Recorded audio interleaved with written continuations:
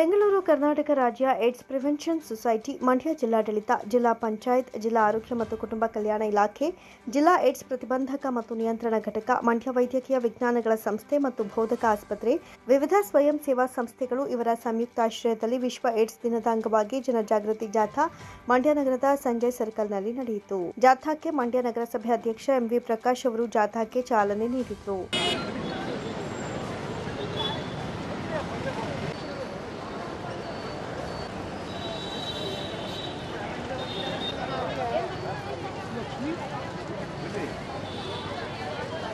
ಜಾಥಾವನ್ನ ಕುರಿತು ಮಾತನಾಡಿದ ಅವರು, ಡಿಸೆಂಬರ್ 1ರಂದು ಪ್ರತಿ ವರ್ಷವೂ ವಿಶ್ವ ಏಡ್ಸ್ ದಿನವನ್ನು ಪ್ರಪಂಚದಾದ್ಯಂತ ಆಚರಿಸಲಾಗ್ತಾ ಇದೆ. ಸರಿಯಾದ ಮಾರ್ಗದಲ್ಲಿ ಹಕ್ಕುಗಳನ್ನು ಪಡೆಯೋಣ, ನನ್ನ ಆರೋಗ್ಯ ನನ್ನ ಹಕ್ಕು ಎಂಬ ಘೋಷವಾಕ್ಯದಡಿಯಲ್ಲಿ ವಿಶ್ವ ಏಡ್ಸ್ ದಿನವನ್ನು ಆಚರಿಸಲಾಗ್ತಾ ಇದೆ. ಏಡ್ಸ್ ರೋಗಕ್ಕೆ ತುತ್ತಾದ ವ್ಯಕ್ತಿಯು ದೀರ್ಘಕಾಲ ಬದುಕುವಂತೆ ಔಷಧಿಯನ್ನು ಕಂಡುಹಿಡಿದಿದ್ದು, ಏಡ್ಸ್ ರೋಗವನ್ನು ಸಂಪೂರ್ಣವಾಗಿ ಹೋಗಲಾಡಿಸಲು ಇನ್ನೂ ಕೂಡ ವಿಶ್ವದಲ್ಲಿ ಪರಿಣಾಮಕಾರಿ ಔಷಧಿಯನ್ನು ಕಂಡುಹಿಡಿದಿಲ್ಲ. ಆದಷ್ಟು ಬೇಗ ಏಡ್ಸ್ ಮಹಾಮಾರಿಯನ್ನು ಸಂಪೂರ್ಣವಾಗಿ ನಿರ್ಮೂಲನೆ ಮಾಡುವ ಔಷಧಿಯನ್ನು ಕಂಡುಹಿಡಿಯಲಿ ಎಂದು ಹಾರೈಸುತ್ತೇನೆ. ಏಡ್ಸ್ ರೋಗಿಗಳ ಸಂಖ್ಯೆಯು ಗಣನೀಯವಾಗಿ ಕಡಿಮೆಯಾಗ್ತಾ ಇರುವ ಬಗ್ಗೆ ಸಂಬಂಧಿಸಿದ ಅಂಕಿಅಂಶಗಳ ಮೂಲಕ ತಿಳಿದಿದ್ದು, ಈ ರೋಗವು 0 ಪ್ರಮಾಣಕ್ಕೆ ಬರಬೇಕು ಎಂದರು. ದಿನಾಚರಣೆ ಅಂಗವಾಗಿ ಈ ದಿನ ಜಾಥಾ ಇಟ್ಕೊಂಡಿರೋದ್ರಿಂದ ಈ ಕಾರ್ಯಕ್ರಮನ ಏನು ಹೇಳಬೇಕು ಅಂತ ಹೇಳಿದ್ರೆ, ಹಕ್ಕುಗಳನ್ನು ಪಡೆಯಲು ಸರಿಯಾದ ಮಾರ್ಗ ಅನುಸರಿಸೋಣ, ನನ್ನ ಆರೋಗ್ಯ ನನ್ನ ಹಕ್ಕು ಅಂತ ಹೇಳೋ ಘೋಷವಾಕ್ಯದಲ್ಲಿ ಈ ದಿನ ನನ್ನ ಆರೋಗ್ಯ ನನ್ನ ಹಕ್ಕು ಅಂತ ಹೇಳುತ್ತಾ, ಈ ವಿಶ್ವದಲ್ಲೇ ಇದಕ್ಕೆ ಈ ಮಹಾಮಾರಿಗೆ ಔಷಧಿ ಕಂಡುಹಿಡಿದಿದ್ದಾರೆ. ಅಂದರೆ ಆ ವ್ಯಕ್ತಿ ದೀರ್ಘಕಾಲ ಬದುಕೋಕೆ ಕಂಡುಹಿಡಿದಿದ್ದಾರೆ. ಪೂರ್ಣ ಗುಣಮಟ್ಟದನ್ನ ಇನ್ನೂ ಕಂಡುಹಿಡಿದಿಲ್ಲ ನಮ್ಮ ವಿಜ್ಞಾನಿಗಳು. ಅದು ಅತಿ ಬೇಗ ಕಂಡುಹಿಡಲಿ ಅಂತ ಅವರಿಗೆ ಒಂದು ನಾವು ಕೇಳ್ಕೊತಾ ಒಂದು ಆಶಿಸುತ್ತಾ, ಈ ವಿಶ್ವ ಏಡ್ಸ್ ದಿನಾಚರಣೆ ಅಂಗವಾಗಿ ಸೇರಿರುವ ಎಲ್ಲ ನನ್ನ ಆರೋಗ್ಯ ಇಲಾಖೆಯ ಅಧಿಕಾರಿ ವರ್ಗದವರೆಗೂ ಮತ್ತು ನನ್ನ ನಗರಸಭೆಯ ಉಪಾಧ್ಯಕ್ಷರು ನಮಸ್ಕರಿಸುತ್ತಾ, ಈ ವಿಶ್ವ ಏಡ್ಸ್ ದಿನಾಚರಣೆ ಅಂಗವಾಗಿ ಗಣನೀಯವಾಗಿ ಇವಾಗ ಕಮ್ಮಿ ಆಗ್ತಿದೆ ಅಂತ ಅಂಕಿಅಂಶಗಳಲ್ಲಿ ಗೊತ್ತಾದ್ರಿಂದ ಇದು ಪೂರ್ಣ ಪ್ರಮಾಣವಾಗಿ 0ಗೆ ಬರಬೇಕು ಅಂತ ಹೇಳ್ತಾ ನಾನು ಆಶಿಸುತ್ತಾ, ಈ ಆರೋಗ್ಯವನ್ನು ಇನ್ನೂ ಯಶಸ್ವಿಯಾಗಲಿ ಅಂತ ಹೇಳ್ತಾ ಬೇಡ್ಕೊಳ್ಳೋಣ. ಜಿಲ್ಲಾ ಏಡ್ಸ್ ನಿಯಂತ್ರಣಾಧಿಕಾರಿ ಡಾಕ್ಟರ್ ಎಂ.ಎನ್. ಆಶಲತಾ ಅವರು ಮಾತನಾಡಿ, 1988ನೇ ಇಸ್ವಿಯಿಂದಲೂ ಸಹ ವಿಶ್ವ ಏಡ್ಸ್ ದಿನವನ್ನು ಆಚರಿಸಲಾಗ್ತಾ ಇದೆ. ಇಂದು ನಮ್ಮ ಜಿಲ್ಲೆಯಲ್ಲಿ ವಿಶ್ವ ಏಡ್ಸ್ ದಿನವನ್ನು ಹಮ್ಮಿಕೊಂಡಿದ್ದು, ಜನರಿಗೆ HIV ಏಡ್ಸ್ ಬಗ್ಗೆ ಜಾಗೃತಿ ಮೂಡಿಸುವುದು ಹಾಗೂ HIV ಸೋಂಕಿನಿಂದ ಬಳಲ್ತಾ ಇರುವವರಿಗೆ ತಾರತಮ್ಯ ಮಾಡದೆ ಅವರಿಗೆ ಸರ್ಕಾರದಿಂದ ದೊರೆಯುವ ಸೌಲಭ್ಯವನ್ನು ಒದಗಿಸುವುದು ಇದರ ಮುಖ್ಯ ಉದ್ದೇಶವಾಗಿದೆ ಎಂದರು. ನಮ್ಮ ಮಂಡ್ಯ ಜಿಲ್ಲೆಯಲ್ಲಿ ವಿಶ್ವ ಏಡ್ಸ್ ದಿನಾಚರಣೆಯನ್ನು ಆಚರಿಸ್ತಾ ಇದ್ದೀವಿ. ಪ್ರತಿ ವರ್ಷದಂತೆ 1988ರಿಂದ WHO ಕಡೆಯಿಂದ ನಾವು ಇಲ್ಲಿ ವಿಶ್ವ ಏಡ್ಸ್ ದಿನಾಚರಣೆಯನ್ನು ಆಚರಿಸ್ತಾ ಇದ್ದೀವಿ. ಈ ವರ್ಷದ ಘೋಷವಾಕ್ಯ ಏನೆಂದರೆ, ಹಕ್ಕುಗಳನ್ನು ಪಡೆಯಲು ಸರಿಯಾದ ಮಾರ್ಗ ಅನುಸರಿಸೋಣ, ನನ್ನ ಆರೋಗ್ಯ ನನ್ನ ಹಕ್ಕು ಎಂಬ ಘೋಷವಾಕ್ಯದೊಂದಿಗೆ ಈ ದಿನ ನಾವು ಆಚರಿಸ್ತಾ ಇದ್ದೀವಿ. ನಮ್ಮ ಜಿಲ್ಲೆಯಲ್ಲಿ 14 ICTC ಕೇಂದ್ರಗಳಿವೆ ಮತ್ತು ಜಿಲ್ಲಾದ್ಯಂತ HIV ಏಡ್ಸ್ ಪರೀಕ್ಷೆಯನ್ನು ಉಚಿತವಾಗಿ ಮಾಡುವಂಥದ್ದು ICTC ಕೇಂದ್ರಗಳು ಇದೆ ಮತ್ತು ತಾಲೂಕು ಆಸ್ಪತ್ರೆಗಳಲ್ಲೂ ICTC ಕೇಂದ್ರ ಇದೆ. ಅದಲ್ಲದೆ ಸಮುದಾಯ ಆರೋಗ್ಯ ಕೇಂದ್ರದಲ್ಲೂ ICTC ಕೇಂದ್ರ ಇದೆ ಮತ್ತು ನಮ್ಮ ಪ್ರಾಥಮಿಕ ಆರೋಗ್ಯ ಕೇಂದ್ರದಲ್ಲಿ SICTC ಕೇಂದ್ರ ಇದೆ. ಪ್ರತಿ ವರ್ಷ ನಾವು 1 ಲಕ್ಷಕ್ಕೂ ಹೆಚ್ಚು ನಾವು ಪರೀಕ್ಷೆಗಳನ್ನು ಮಾಡ್ತೀವಿ. ನಾವು ಗಣನೀಯವಾಗಿ ನಮ್ಮ ಕೇಸುಗಳು ಕಮ್ಮಿ ಆಗಿದೆ. 2015 ಹೋಲಿಸಿದ್ರೆ ಪ್ರತಿ ವರ್ಷಕ್ಕೆ ನಾವು 1 ಲಕ್ಷ ಟೆಸ್ಟ್ ಮಾಡಿದ್ರೆ ವರ್ಷಕ್ಕೆ 300ರಿಂದ 400 ಕೇಸ್ ಇವಾಗ ನಮಗೆ ವರದಿ ಆಗ್ತಾ ಇದೆ. ಮತ್ತು ಗರ್ಭಿಣಿಯ ಸಂಖ್ಯೆಯೂ ಅಷ್ಟೇ, ನಾವು 25ರಿಂದ 30 ಸಾವಿರ ಟೆಸ್ಟ್ ಮಾಡ್ತೀವಿ. ಅದರಲ್ಲಿ 5ರಿಂದ 10 ಒಳಗಡೆ ನಮಗೆ ಕೇಸಸ್ ವರದಿ ಆಗ್ತಾ ಇದೆ.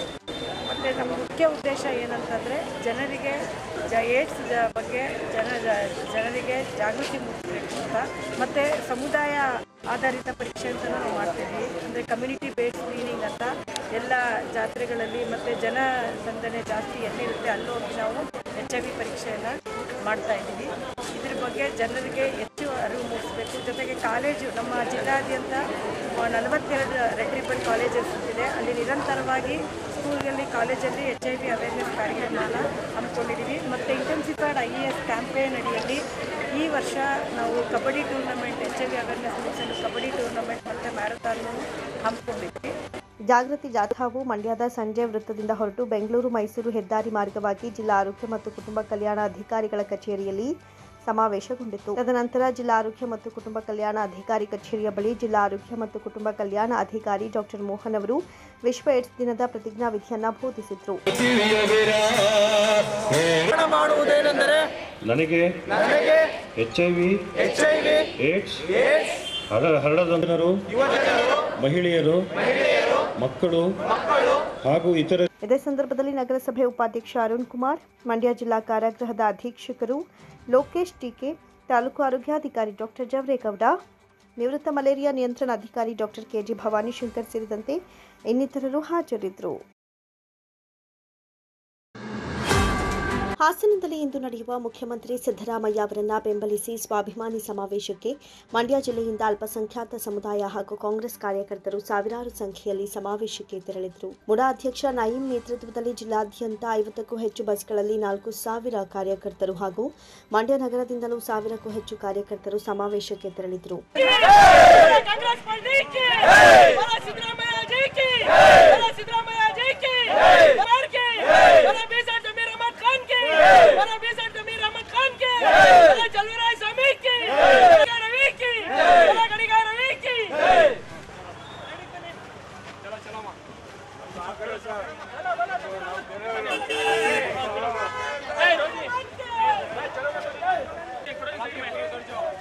ಈ ವೇಳೆ ಮಾತನಾಡಿದ ಮುಡಾ ಅಧ್ಯಕ್ಷ ನಯೀಂ, ಮುಖ್ಯಮಂತ್ರಿ ಸಿದ್ದರಾಮಯ್ಯ ಹಾಗೂ ಉಪಮುಖ್ಯಮಂತ್ರಿ ಡಿಕೆ ಶಿವಕುಮಾರ್ ಅವರ ನೇತೃತ್ವದಲ್ಲಿ ಹಾಸನದಲ್ಲಿ ನಡೀತಾ ಇರುವಂತಹ ಸ್ವಾಭಿಮಾನಿ ಸಮಾವೇಶಕ್ಕೆ ನಮ್ಮ ನೆಚ್ಚಿನ ನಾಯಕರಾದ ಸಚಿವ ಜಮೀರ್ ಅಹಮದ್ ಖಾನ್ ಅವರ ಕರೆಯ ಮೇರೆಗೆ ಮಂಡ್ಯ ಜಿಲ್ಲೆಯಾದ್ಯಂತ ಅಲ್ಪಸಂಖ್ಯಾತ ಸಮುದಾಯದ ಎಲ್ಲಾ ಮುಖಂಡರು, ಕಾರ್ಯಕರ್ತರು ಸಾವಿರಾರು ಸಂಖ್ಯೆಯಲ್ಲಿ ಸಮಾವೇಶದ ಯಶಸ್ವಿಯಾಗಿ ತೆರಳುತ್ತಿದ್ದೇವೆ ಎಂದರು. ನಮ್ಮ ಕಾಂಗ್ರೆಸ್ ಪಕ್ಷದ ಸಮಾವೇಶ ಹಾಸನ ಜಿಲ್ಲೆಯಲ್ಲಿ ನಡೀತಾರಂಥ ಡಿ ಕೆ ಶಿವಕುಮಾರ್ ಅವರ ನೇತೃತ್ವದಲ್ಲಿ, ಸಿದ್ದರಾಮಯ್ಯ ಸಾಹೇಬ್ರವರ ನೇತೃತ್ವದಲ್ಲಿ ಇವತ್ತೇನು ಕಾಂಗ್ರೆಸ್ ಪಕ್ಷದ ಸಮಾವೇಶ ಇವತ್ತು ಸಿದ್ದರಾಮಯ್ಯ ಸಾಹೇಬ್ರ ನೇತೃತ್ವದಲ್ಲಿ ಇವತ್ತೇನು ನಡೀತಾ ಇದೆ, ಆ ಸಮಾವೇಶಕ್ಕೆ ಹೆಚ್ಚಿನ ಸಂಖ್ಯೆಯಲ್ಲಿ ಇವತ್ತು ನಾವು ಮಂಡ್ಯ ಜಿಲ್ಲೆಯಿಂದ ಎಲ್ಲ ಮೈನಾರಿಟೀಸ್ ಮುಖಂಡರುಗಳು ಎಲ್ಲ ಈಗ ಹೆಂಗೆ ನಮ್ಮ ವಾರ್ಡ್ ಹೆಂಗೆ 4-5 ಬಸ್ಸು ಎಲ್ಲ ಕಡೆಯೂ ನಮ್ಮ ಭಾಗದಲ್ಲಿ ಎಲ್ಲ ಭಾಗದಿಂದನೂ ಕೂಡ ಮೈನಾರಿಟೀಸ್ ಹೆಚ್ಚಿನ ಸಂಖ್ಯೆಯಲ್ಲಿ ಇವತ್ತು ಒಂದು ಸ್ವಾಭಿಮಾನಿ ಸಮಾವೇಶಕ್ಕೆ ಇವತ್ತು ಮಂಡ್ಯ ಹಾಸನ ಜಿಲ್ಲೆಗೆ ಎಲ್ಲರೂ ಕೂಡ ಬೆಳಗ್ಗೆನೇ 7 ಗಂಟೆಯಿಂದ ರೆಡಿಯಾಗಿ ಎಲ್ಲರೂ ಕೂಡ ಹೊರಡ್ತಾ ಇದ್ದೀವಿ.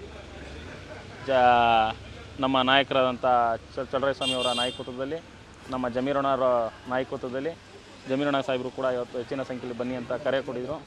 ಆಮೇಲೆ ನಮ್ಮ ರವಿಕುಮಾರ್ ಆದಂಥ MLA ಸಾಹೇಬರು ಎಲ್ಲರೂ ಕೂಡ ಹೆಚ್ಚಿನ ಸಂಖ್ಯೆಯಲ್ಲಿ ಇವತ್ತು ಹೊರಡಿ ಅಂತ ಹೇಳಿದರು. ಎಲ್ಲರೂ ಕೂಡ ಇವತ್ತು ಏನು ಮಾರ್ಗದರ್ಶನ ಕೊಟ್ಟಿದ್ದಾರೋ ಆ ಥರ ಎಲ್ಲರೂ ಕೂಡ ಹೆಚ್ಚಿನ ಸಂಖ್ಯೆಯಲ್ಲಿ ಇವತ್ತು ಸಮಾವೇಶಕ್ಕೆ ಕೊಡ್ತಾ ಇದ್ದೀವಿ. ಮಂಡ್ಯ ಜಿಲ್ಲಾ ಯೂತ್ ಕಾಂಗ್ರೆಸ್ ಅಧ್ಯಕ್ಷ ವಿಜಯ್ ಕುಮಾರ್ ಮಾತನಾಡಿ, ನಮ್ಮ ಸರ್ಕಾರ ನುಡಿದಂತೆ ನಡೆದ ಸರ್ಕಾರ. ಕಳೆದ 1.5 ವರ್ಷದಿಂದ 5 ಗ್ಯಾರಂಟಿಗಳನ್ನು ಜನರಿಗೆ ಸಮರ್ಪಕವಾಗಿ ತಲುಪಿಸಿದ್ದಾರೆ. ಅದೇ ರೀತಿ ಅಭಿವೃದ್ಧಿ ಕೆಲಸಗಳನ್ನು, ಕಾಮಗಾರಿಗಳನ್ನು, ಕಾರ್ಯಕ್ರಮಗಳನ್ನು ಜನರು ನೀಡಲಾಗಿದ್ದು, ಅದರ ವಿಚಾರವಾಗಿ ಹಾಸನದಲ್ಲಿ ಬೃಹತ್ ಸಮಾವೇಶವನ್ನು ಹಮ್ಮಿಕೊಂಡಿದ್ದಾರೆ. ಆ ಸಮಾವೇಶಕ್ಕೆ ಎಲ್ಲರೂ ತೆರಳುತ್ತಿದ್ದೇವೆ ಎಂದರು. ಏನು ದಿನ ನಮ್ಮ ಮುಖ್ಯಮಂತ್ರಿಗಳಾದಂಥ ಸಿದ್ದರಾಮಯ್ಯ ಸಾಹೇಬರು ಹಾಗೂ DK ಸಾಹೇಬರು ನೇತೃತ್ವದಲ್ಲಿ ಒಂದು ಹಾಸನ ಜಿಲ್ಲೆಯಲ್ಲಿ ಒಂದು ಬೃಹತ್ ಸಮಾವೇಶವನ್ನು, ಜನಕಲ್ಯಾಣ ಸಮಾವೇಶವನ್ನು ಹಮ್ಮಿಕೊಂಡಿದ್ದಾರೆ. ನಮ್ಮ ಸರ್ಕಾರ ನಡೆದಂಥ ಸರ್ಕಾರ ಏನು ಕಳೆದ 1.5 ವರ್ಷದಿಂದ ಅವರು 5 ಗ್ಯಾರಂಟಿಗಳನ್ನ ಜನರಿಗೆ ಸಮರ್ಪಕವಾಗಿ ತಲುಪಿಸ್ತಾ ಇದ್ದಾರೋ, ಹಾಗೆ ಅದೇ ರೀತಿ ಸಹಸ್ರಾರು ಕೆಲಸಗಳನ್ನ, ಕಾಮಗಾರಿಗಳನ್ನ, ಕಾರ್ಯಕ್ರಮಗಳನ್ನ ಜನರಿಗೆ ನೀಡ್ತಾ ಇದ್ದಾರೋ, ಅದರ ವಿಚಾರವಾಗಿ ಇವತ್ತು ಹಾಸನದಲ್ಲಿ ಒಂದು ಬೃಹತ್ ಸಮಾವೇಶವನ್ನು ಹಮ್ಮಿಕೊಂಡಿದ್ದಾರೆ. ಅದೇ ರೀತಿ ನಮ್ಮ ಮಂಡ್ಯ ಜಿಲ್ಲಾ ಉಸ್ತುವಾರಿ ಸಚಿವರು, ನಮ್ಮ ಶಾಸಕರು ಹಾಗೂ ಜಮೀರಣ್ಣವರು ಕರೆ ಮಾಡಿ ಹೆಚ್ಚು ಜನ ಬರಬೇಕು ಅಂತ ಹೇಳಲಾಗಿ ಎಲ್ಲ ಕಡೆಯಿಂದನೂ ನಮ್ಮ ಜಿಲ್ಲೆಯಲ್ಲಿ ಹೆಚ್ಚು ಜನ ಹೋಗ್ತಾ ಇದ್ದಾರೆ. ಈ ಒಂದು ಕಾರ್ಯಕ್ರಮ ಯಶಸ್ವಿಯಾಗಿ ನಡೀಲಿ ಅಂತ ನಮ್ಮ ಜಿಲ್ಲಾ ಕಾಂಗ್ರೆಸ್ನ ಎಲ್ಲ ಶಾಸಕರ ನೇತೃತ್ವದಲ್ಲಿ ಇವತ್ತೊಂದು ಅದ್ದೂರಿಯಾಗಿ ಕಾರ್ಯಕ್ರಮ ನಡೀತಿದೆ. ಮೈಶುಗರ್ ಕಾರ್ಖಾನೆಯಲ್ಲಿ ಕೆಲಸ ನಿರ್ವಹಿಸ್ತಾ ಇರುವಂತಹ ಗುತ್ತಿಗೆ ನೌಕರರಿಗೆ ಆರ್ಬಿಟೆಕ್ ಏಜೆನ್ಸಿ ಅವರು ಅಕ್ಟೋಬರ್, ನವೆಂಬರ್ ತಿಂಗಳ ಸಂಬಳ ನೀಡದ ಹಿನ್ನೆಲೆಯಲ್ಲಿ ಮೈಶುಗರ್ ಕಚೇರಿ ಆವರಣದಲ್ಲಿ ಗುತ್ತಿಗೆ ನೌಕರರು ಪ್ರತಿಭಟನೆ ನಡೆಸಿದರು. ಈ ಅವಧಿಯಲ್ಲಿ ಕೋಟಿ ಲಾಭ ಹೇಳುವ ಕಾರ್ಖಾನೆ ಆಡಳಿತ ಮಂಡಳಿ ನೌಕರರಿಗೆ ಸಂಬಳ ನೀಡದೆ ಅನ್ಯಾಯ ಮಾಡುತ್ತಾ ಇದೆ. ಸದ್ಯ ಈ ಅವಧಿ ಕಬ್ಬು ನುರಿಯುವ ಕಾರ್ಯ ಸ್ಥಗಿತವಾಗಿದ್ದು, ಇದರಿಂದ ಮುಂದಿನ ಅವಧಿ ಕಬ್ಬು ನುರಿಯುವವರೆಗೂ ಸಂಬಳ ಆಗುವುದು ಡೌಟ್ ಎಂಬ ಕಾರ್ಖಾನೆಯ ನೌಕರರು ಆತಂಕಕ್ಕೆ ಒಳಗಾದರು.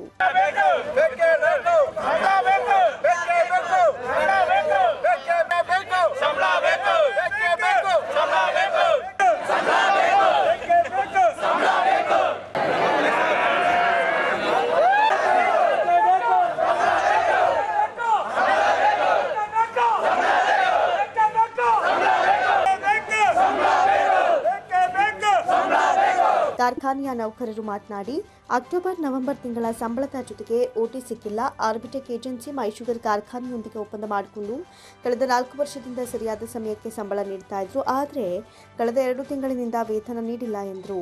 ಮೈಶುಗರ್ ಅಧ್ಯಕ್ಷರು ಹಾಗೂ ಆರ್ಬಿಟೆಕ್ ಏಜೆನ್ಸಿ ಖಾತೆ ವಿಭಾಗಕ್ಕೆ ಹಣ ಬಿಡುಗಡೆ ಮಾಡಲು ಹೇಳಿದರೂ ಕೂಡ ಅವರು ಹಣ ಬಿಡುಗಡೆ ಮಾಡದೆ ಕಾರ್ಖಾನೆ ನೌಕರರು ಪರದಾಡುವಂತಾಗಿದೆ ಅಂತ ಹೇಳಿದರು. ಭಾಸ್ಕರ್ ಅಂದ್ಬಿಡಿ, ಇಲ್ಲಿ ನಾನು ಎಂಪ್ಲಾಯ್ ಆಗಿ ಕೆಲಸ ಮಾಡ್ತಾ ಇದ್ದೀನಿ. ಇಲ್ಲಿ ಇವತ್ತೊಂದು ದಿನ ಇಲ್ಲಿ ಏನಕ್ಕೆ ಕೂತಿರೋ ಉದ್ದೇಶ ಏನಂತ ಅಂದರೆ, ನಮಗೆ ಅಕ್ಟೋಬರ್ ಮತ್ತು ನವಂಬರ್ದು ಪೇಮೆಂಟು ಮತ್ತು OT ಸಿಕ್ಕಿಲ್ಲ.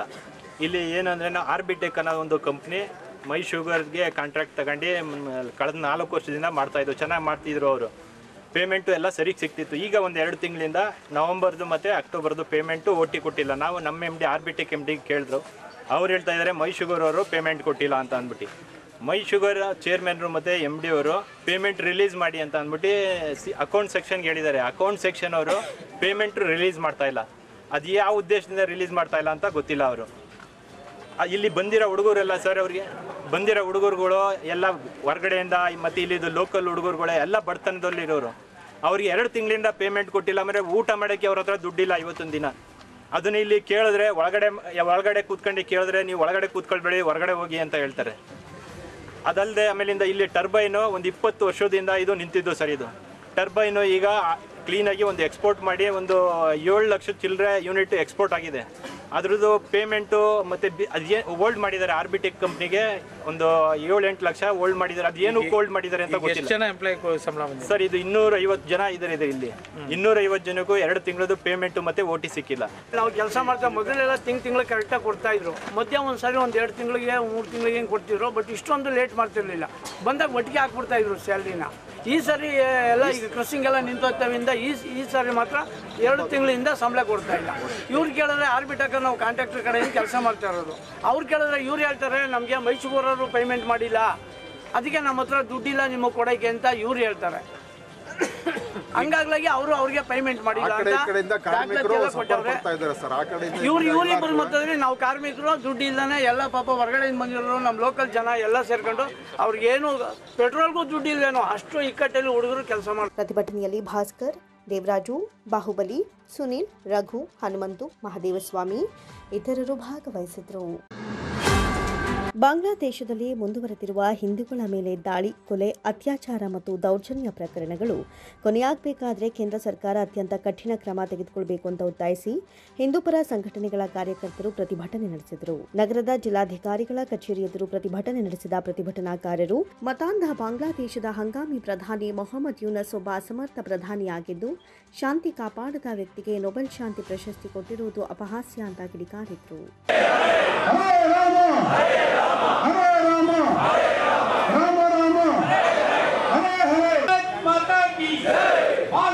ಹಿಂದೂಗಳ ರಕ್ಷಣೆ ಯಾರ ಹೊಣೆ? ಖಂಡಿತ ಕೊಳ್ಳಾಗಿರುವ ಮಾನವ ಹಕ್ಕು ಆಯೋಗಕ್ಕೆ ಬಾಂಗ್ಲಾದಲ್ಲಿ ನಡೆಯುತ್ತಿರುವ ಹಿಂದೂಗಳ ನರಮೇಧವನ್ನು ಏನು ಬಾಂಗ್ಲಾದೇಶದಲ್ಲಿ ನಡೀತಾ ಇದೆ ಹಿಂದೂಗಳ ನರಮೇಧ, ಹಿಂದೂ ವಿರೋಧಿ ಚಟುವಟಿಕೆಗಳು, ಅದನ್ನು ಖಂಡಿಸಿ ಹಿಂದೂ ಪರ ಸಂಘಟನೆಗಳು ಮತ್ತು ಭಾಜಪ ರೈತ ಸಂಘದ ಎಲ್ಲ ಸಂಘಟನೆಗಳು ಕೂಡ ಇವತ್ತು ಮಂಡ್ಯ ಜಿಲ್ಲೆಯಲ್ಲಿ ಜಿಲ್ಲಾ ಮಟ್ಟದ ಒಂದು ಪ್ರತಿಭಟನೆ ಹಮ್ಮಿಕೊಂಡಿದ್ದೀವಿ. ಹಾಗೂ DCI ಸಾಹೇಬರಿಗೆ ಒಂದು ಮನವಿಯನ್ನು ಕೊಟ್ಟಿದ್ದೀವಿ. ಇವತ್ತು ನಾವೆಲ್ಲ ಎಚ್ಚರಿಸಬೇಕಾಗಿದೆ. ಇವತ್ತು ಬಾಂಗ್ಲಾದೇಶದಲ್ಲಿ ನಡೀತಾ ಇರೋಂಥ ಏನು ಒಂದು ನರಮೇಧ ಮತ್ತು ಹಿಂದೂ ವಿರೋಧ ಚಟುವಟಿಕೆ ನಡೀತಾ ಇದೆ, ನಾಳೆ ಭಾರತದಲ್ಲಿ ನಡೆಯೋದಕ್ಕೆ ಏನು ಡಿಲೇ ಆಗುವಂಥ ಸಂದರ್ಭ ಇಲ್ಲ. ಯಾಕೆ ಅಂತ ಹೇಳಿದ್ರೆ ಇದಕ್ಕೆಲ್ಲ ಕಾರಣ ಏನಪ್ಪ ಅಂತ ಹೇಳಿದ್ರೆ ಸುಮಾರು 40-45ಕ್ಕೂ ಹೆಚ್ಚು ಬಾರಿ ಸಂವಿಧಾನವನ್ನು ತಿದ್ದುಪಡಿ ಮಾಡಿ ಮುಸ್ಲಿಮರಿಗೆ ಕೊಟ್ಟಂಥ ಒಂದು ವಿಶೇಷ ಸ್ಥಾನಮಾನಗಳು, ಹಕ್ಕುಗಳು ಇವತ್ತು ಈ ಒಂದು ಮಟ್ಟಕ್ಕೆ ತಂದು ನಿಲ್ಲಿಸಿದೆ.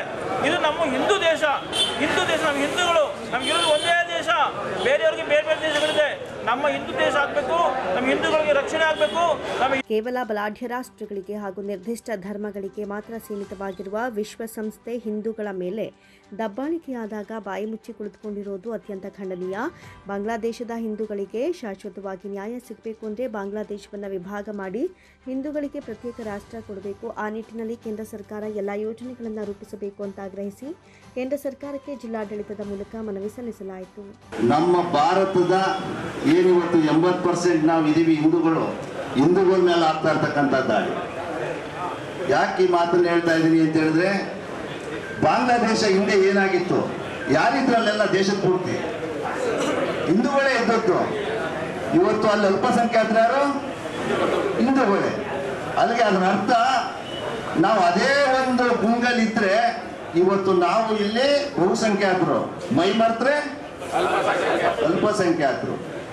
ನಮಗೆ ಇವತ್ತು ಒಂದು ಪಾಠ, ಬಾಂಗ್ಲಾದೇಶದಲ್ಲಿ ಹಿಂದೂಗಳ ಮೇಲೆ ಆಗಿರ್ತಕ್ಕಂಥ ಅನ್ಯಾಯ ನಮಗೆ ಇವತ್ತು ಪಾಠವಾಗಿ ಪರಿಣಮಿಸಿದೆ.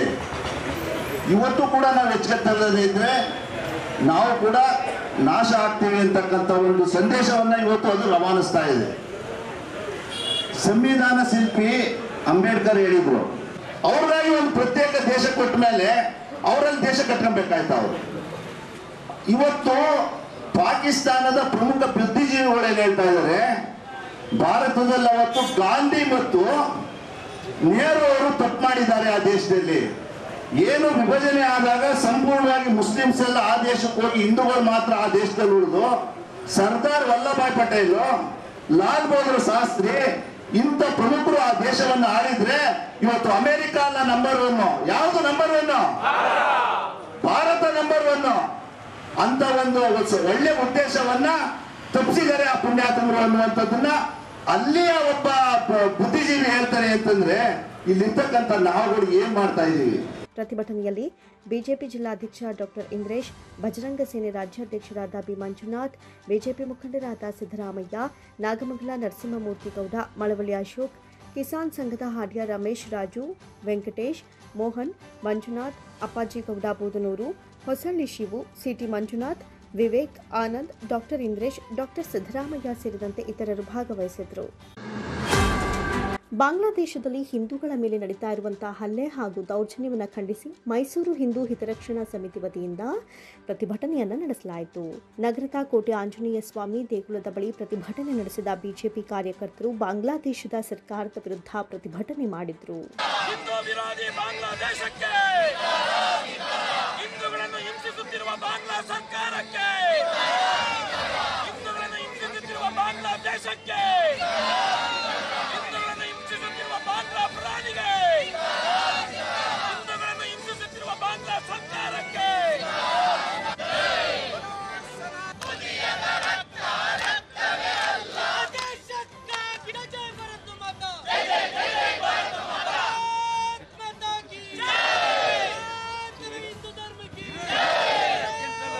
ಬಾಂಗ್ಲಾದೇಶದ ಹೆಣ್ಣು ಮಕ್ಕಳಿಗೆ ರಕ್ಷಣೆ ಇಲ್ಲ, ರಾತ್ರಿ ಹೊತ್ತಿನಲ್ಲಿ ಹೆಣ್ಣು ಮಕ್ಕಳಿಗೆ ರಕ್ಷಣೆ ಇಲ್ಲ.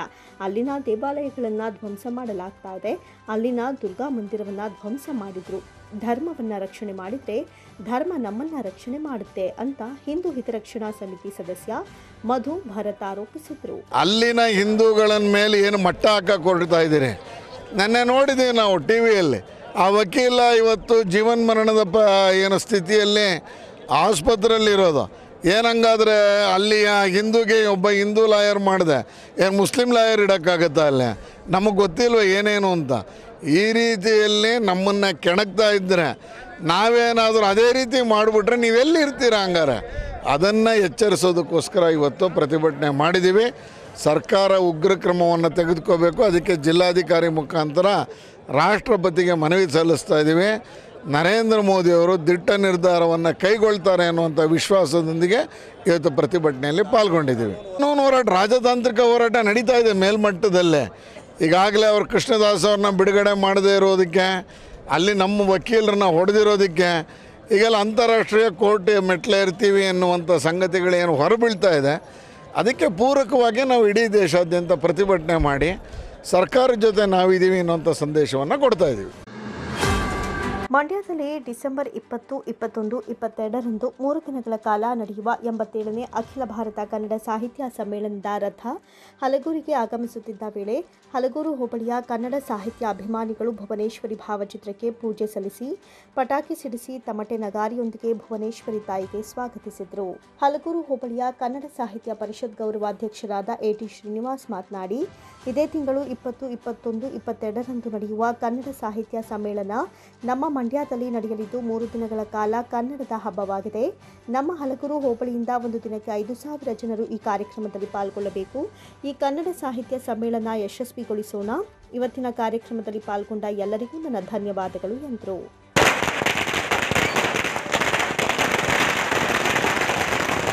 ತಾವು ಕೂಡ ಭಾಗಿಯಾಗಬೇಕೆಂದು ತಮ್ಮಲ್ಲಿ ಮನವಿ. 20, 21, 22ನೇ ತಾರೀಕು ಹೆಸರಾಂತ ಕನ್ನಡದ ನುಡಿ ಹಬ್ಬ ಮಂಡ್ಯ ಜಿಲ್ಲೆಯಲ್ಲಿ ಬಹಳ ವಿಜೃಂಭಣೆಯಿಂದ ನಡೀತಾ ಇದೆ. ಇದು ನಮ್ಮೆಲ್ಲರ ಸೌಭಾಗ್ಯವೇ ಸರಿ. ನಮ್ಮ ಕುವೆಂಪು ಅವರ ಗೀತೆಯ ಒಂದು ತುಣುಕಿನಂತೆ 100 ಮತದ ಹೊಟ್ಟ ತೋರಿ ಎಲ್ಲ ತತ್ವದೆಲ್ಲೆ ಮೇರಿ ನಿರ್ತಿಗಂತವಾಗಿ ಏರಿ ಅನ್ನುವಂತಹ ಒಂದು ಸಾಲಿಗೆ ಅರ್ಥೈಸುವಂತೆ ಎಲ್ಲ ಮತ ಪಂಥ ಜಾತಿಗಳನ್ನು ಬಿಟ್ಟು ನಾವೆಲ್ಲರೂ ಕೂಡ ಒಂದಾಗಿ ಈ ಒಂದು ನುಡಿ ಹಬ್ಬಕ್ಕೆ, ಈ ಒಂದು ಜಾತ್ರೆಗೆ ನಾವೆಲ್ಲರೂ ಕೂಡ ಆಗಮಿಸಿ ಸಾಕ್ಷೀಕರಿಸೋಣ.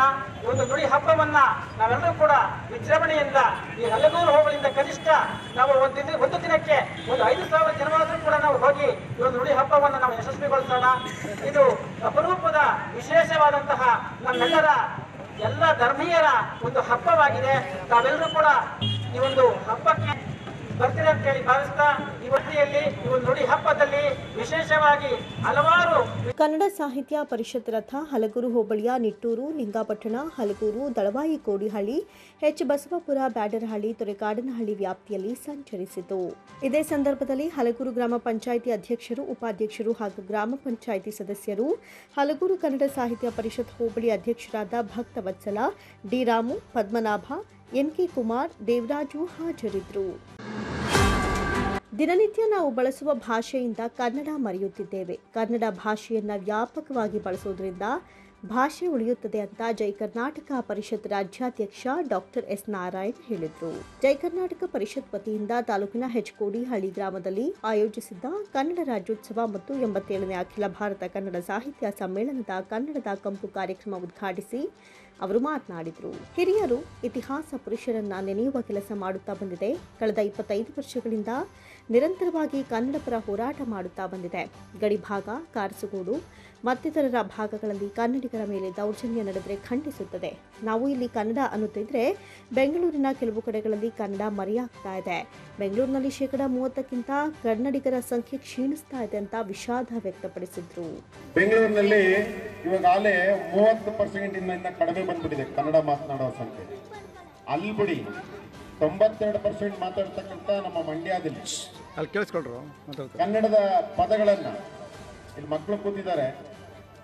ಇವತ್ತೇನಾಗ್ಬಿಟ್ಟಿದೆ ಅಂದ್ರೆ ಕನ್ನಡದ ಆ ಸೊಬಗು ಹೋಗಿ ಇಂಗ್ಲಿಷ್ ವ್ಯಾಮೋಹ ಬಂದ್ಬಿಟ್ಟಿದೆ. ಆ ಇಂಗ್ಲಿಷ್ ಕಲೀಲಿಕ್ಕೆ ಒಂದು ಸಾಲೆಗೆ 50,000, 1 ಲಕ್ಷ, 2 ಲಕ್ಷ, 3 ಲಕ್ಷ, 4 ಲಕ್ಷ ಅದಕ್ಕೆ ಲೆಕ್ಕನೇ ಇಲ್ಲ. ಆದರೆ ಅಷ್ಟೆಲ್ಲ ಪಟ್ಟು ಓದಿಸಿರ್ತಕ್ಕಂಥದ್ದು ನಾನು ಮೊನ್ನೆ ಒಂದು ಆಶ್ರಮಕ್ಕೆ ಹೋಗಿದ್ದೆ. ಆ ಆಶ್ರಮದಲ್ಲಿ ಸುಮ್ಮನೆ ಮಾತಾಡಿಸ್ತಾ ಇದ್ದೆ. ಅಲ್ಲೊಂದೆಲ್ಲ ವೃದ್ಧಾಶ್ರಮದಲ್ಲಿ ಒಂದಷ್ಟು ಹಿರಿಯರನ್ನ ತಂದೆ ಅಪ್ಪ ಅಮ್ಮ ಅಜ್ಜ ಅಜ್ಜಿ ತಂದು ಬಿಟ್ಬಿಟ್ಟಿದ್ದಾರೆ. ಅಲ್ಲಿ ಅವ್ರನ್ನ ಕೇಳ್ತಾ ಇದ್ದೆ ನಾನು, ನಿಮ್ಮ ಮಗ ಏನು ಮಾಡ್ತಾರೆ ಅಂತ. ಅಯ್ಯೋ ನಮ್ಮ ಮಗ ಡಾಕ್ಟ್ರು ಫಾರಿನ್ನಲ್ಲಿ, ಅಯ್ಯೋ ನಮ್ಮ ಮಗ ಇಂಜಿನಿಯರ್ ಅಲ್ಲಿದ್ದಾರೆ ಇಲ್ಲಿದ್ದಾರೆ ಹಾಗೆ ಹೀಗೆ ಅಂತ. ನನಗೆ ಅದನ್ನೆಲ್ಲ ಕೇಳ್ತಿದ್ದಾಗ ಯಾರೊಬ್ಬರಾದ್ರೂ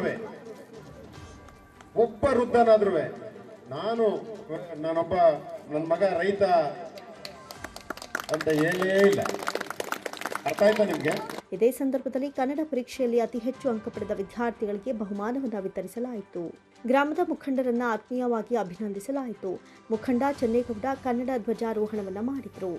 ಗ್ರಾಮ ಪಂಚಾಯತ್ ಅಧ್ಯಕ್ಷೆ ಹಾಗೂ ಜೈ ಕರ್ನಾಟಕ ಪರಿಷತ್ನ ಗ್ರಾಮ ಘಟಕದ ಅಧ್ಯಕ್ಷೆ ಸವಿತಾ ಜಯರಾಮ್ ಅಧ್ಯಕ್ಷತೆಯನ್ನು ವಹಿಸಿದರು. ಗ್ರಾಮ ಪಂಚಾಯಿತಿ ಉಪಾಧ್ಯಕ್ಷ ಕೆಂಪಾಚಾರಿ, ಹಾಲು ಉತ್ಪಾದಕರ ಸಂಘದ ಅಧ್ಯಕ್ಷ ಮಲ್ಲಿಕಾರ್ಜುನ, ಶಂಕರೇಗೌಡ, ಕಾಳೇಗೌಡ, ರಾಮು, ನಂದೀಶ್, ನಾಗೇಶ್, ಜೈ ಕರ್ನಾಟಕ ಪದಾಧಿಕಾರಿಗಳಾದ J Basavaraju, KR Prasad, Kempegowda, KM Satish, Indira Narasaiah ಇತರರು ಭಾಗವಹಿಸಿದರು. ಮಂಡ್ಯ ನಗರಕ್ಕೆ ಸಂಬಂಧಿಸಿದ ಅಭಿವೃದ್ಧಿ ಕಾರ್ಯಗಳ ಬಗ್ಗೆ ಚರ್ಚಿಸಲು ವಿವಿಧ ಇಲಾಖೆಗಳ ಅಧಿಕಾರಿಗಳೊಂದಿಗೆ ಪ್ರಗತಿ ಪರಿಶೀಲನಾ ಸಭೆ ನಗರಸಭಾ ಅಧ್ಯಕ್ಷ ನಾಗೇಶ್ ಅವರ ಅಧ್ಯಕ್ಷತೆಯಲ್ಲಿ ದರನಪ್ಪ ಸಭಾಂಗಣದಲ್ಲಿ ನಡೆಯಿತು. ಸಭೆ ಆರಂಭದಲ್ಲಿ ಮಾಜಿ ನಗರಸಭಾ ಹಾಗೂ ಹಾಲಿ ಸದಸ್ಯ ಎಚ್.ಎಸ್. ಮಂಜು ಸಾಮಾನ್ಯ ಸಭೆಯ ಅಂತಿಮ ಪ್ರಕ್ರಿಯೆಗಳು ಎಷ್ಟು ದಿನದಲ್ಲಿ ಮಾಡಬೇಕು ಅಂತ ಪ್ರಶ್ನಿಸಿ ಅಧಿಕಾರಿಗಳಿಗೆ ತರಾಟೆಗೆ ತೆಗೆದುಕೊಂಡರು.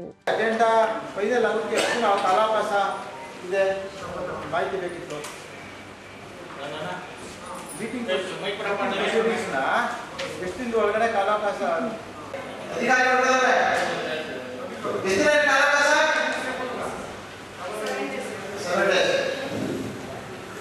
10 days ನಾವು ಇಟ್ಕೊಂಡು ಅಂತ ಹೇಳಿದಾಗ ಏನಂತಂದ್ರೆ ಯಾಕಾಗಿಲ್ಲ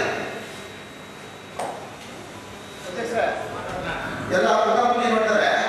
ದಯಮಾಡಿ ಪ್ರೊಸೀಡಿಂಗ್ಸ್ ಆಗೋದಿದ್ದಲ್ಲಿ ಫೈನಲ್ ಮಾಡಿ. ಯಾಕಂತಂದ್ರೆ ನಾವು ಒಂದು ಅಪ್ರೂವ್ ಮಾಡ್ಕೊಂಡಿದ್ದು ಯಾಕೆ ಆ ಸರ್ಕಾರ ಇರುತ್ತದು ಅವರು ಪ್ರೊಸೀಡಿಂಗ್ಸ್ ಮಾಡೋದು ಹೋಗೋಕೆ ಆಗ್ತಿಲ್ಲ. ಯಾಕೆ ಇದಕ್ಕೆ ಮಧ್ಯಪ್ರವೇಶಿಸಿದ ನಗರಸಭಾಧ್ಯಕ್ಷ ನಾಗೇಶ್, ಒಂದು ವಾರ ವಿಳಂಬವಾಗಿದೆ, ಆರೋಗ್ಯ ಅಧಿಕಾರಿಗಳಿಗೆ ಕರೆ ಮಾಡಿ ತಿಳಿಸಿದ್ದೇನೆ ಎಂದರು.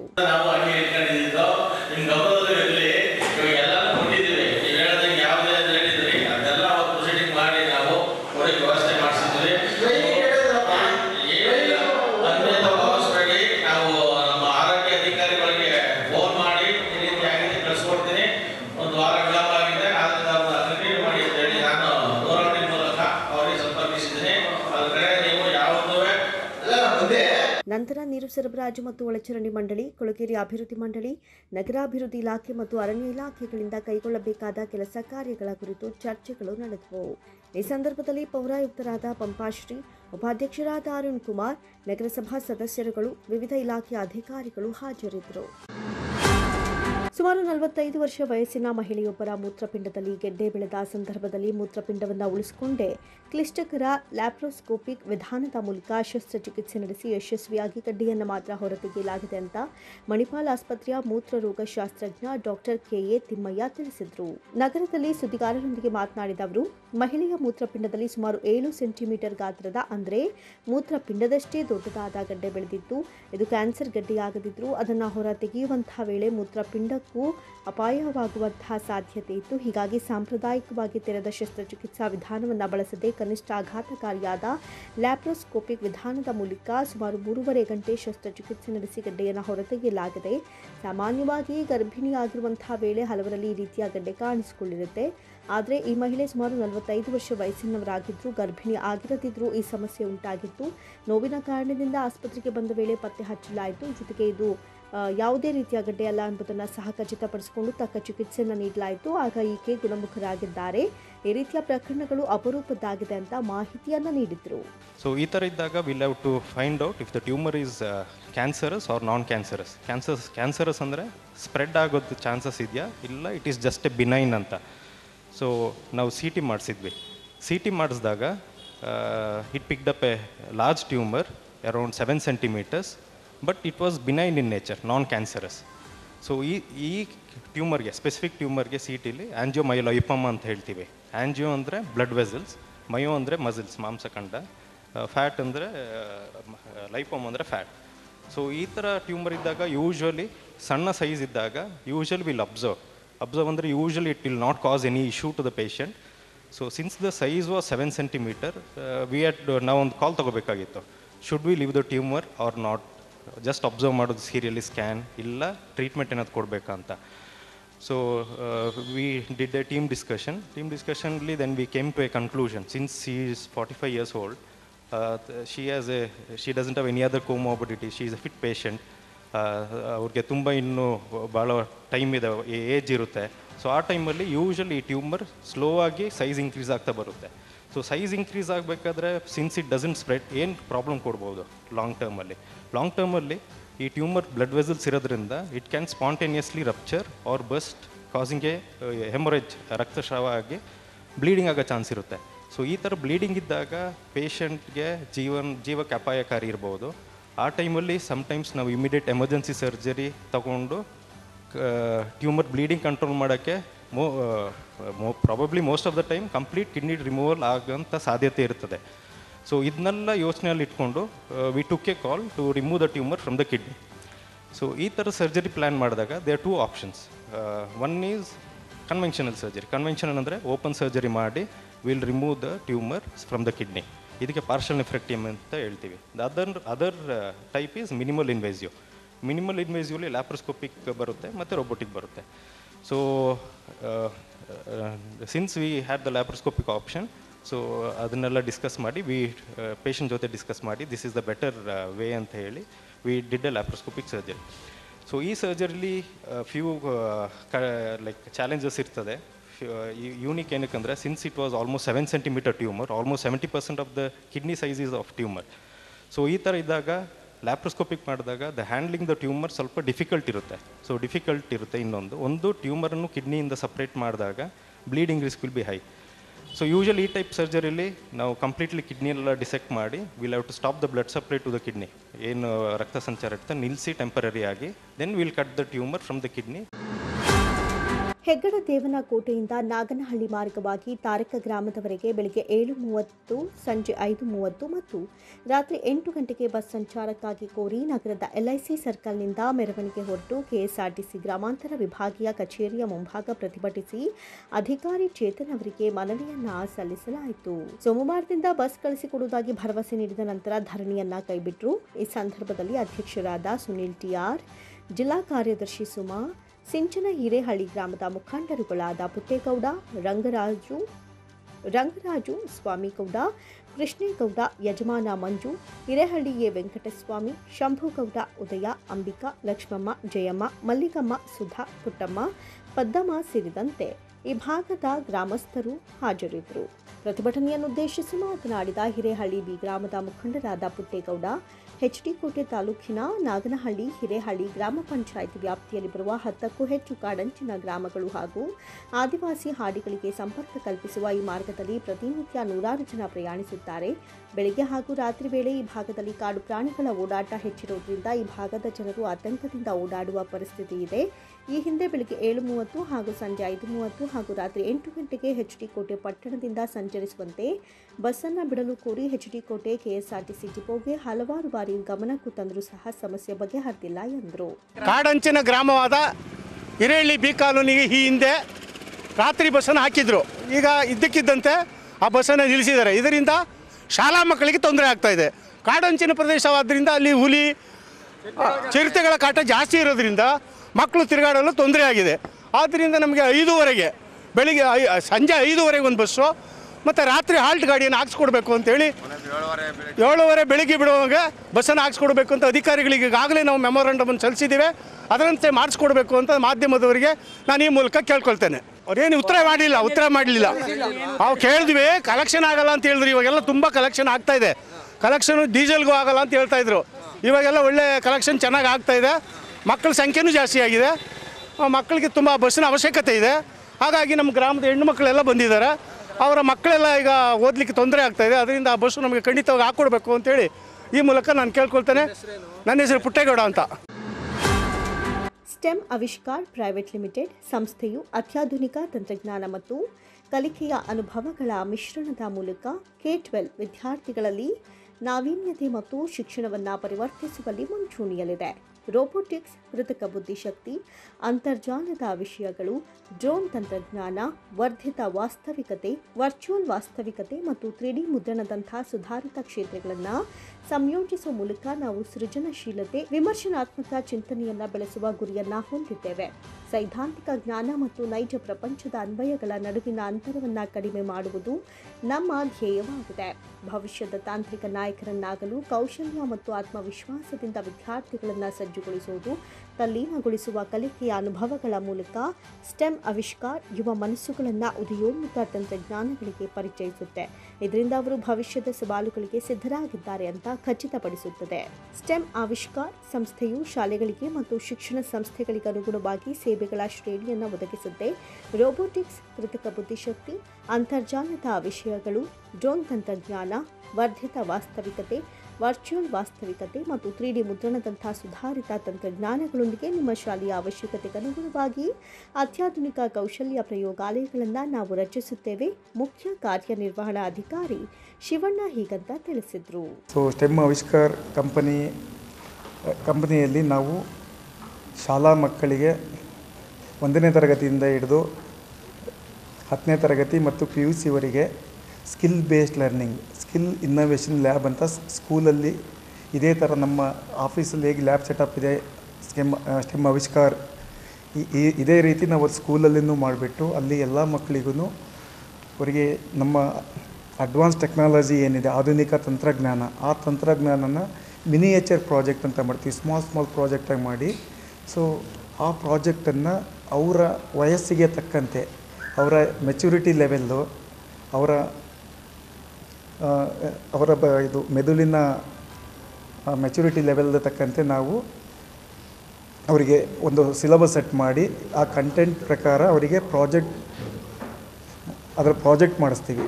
ಆ ಪ್ರಾಜೆಕ್ಟ್ ಅವರು ಫಸ್ಟ್ ಸ್ಟ್ಯಾಂಡರ್ಡಿಂದ 9th ಸುಮಾರು 300 ಪ್ರಾಜೆಕ್ಟ್ ಮಾಡ್ತಾರೆ. ಆ 300 ಪ್ರಾಜೆಕ್ಟಲ್ಲಿ robotics, internet of things, artificial intelligence, 3D printing, drone technology ಮತ್ತು ಕೋಡಿಂಗ್ ಮತ್ತು ಸಾಫ್ಟ್ವೇರ್ ಡೆವಲಪ್ಮೆಂಟು, ಈ ಎಲ್ಲ ಟೆಕ್ನಾಲಜಿ ಬಗ್ಗೆನೂ ಅವರು ಕಲಿತಾ ಹೋಗ್ತಾರೆ.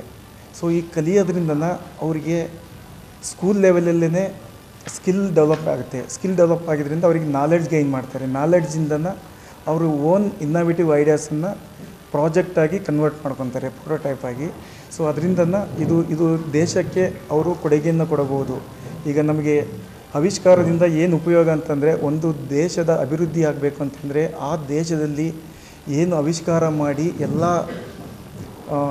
ತಂತ್ರಜ್ಞಾನವನ್ನು ಎಲ್ಲ ಫೀಲ್ಡಲ್ಲಿನೂ, ಅಂದರೆ ಕೃಷಿ ಆಗಿರ್ಬೋದು, ಹೆಲ್ತ್ ಸೆಕ್ಟರ್ ಆಗಿರ್ಬೋದು, ಟೆಕ್ನಾಲಜಿ ಆಗಿರ್ಬೋದು. ಈ ಒಂದು ಸುದ್ದಿಗೋಷ್ಠಿಯಲ್ಲಿ ದಿನೇಶ್, ಭೂಪಣ್ಣ, ದಶರಥ ಉಪಸ್ಥಿತರಿದ್ದರು.